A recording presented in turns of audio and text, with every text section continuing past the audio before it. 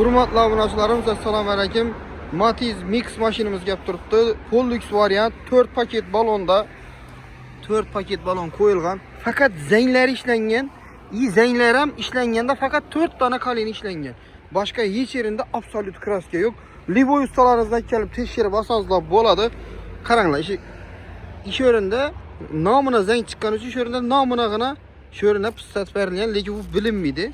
Ben özüm ponni bir xatar aylanıp gördüm. Çünkü erten gelende uyalıb qalmaslık üçün sizlere üzüm kraskasını teşkirib çıktım. 4 tane kalinində var.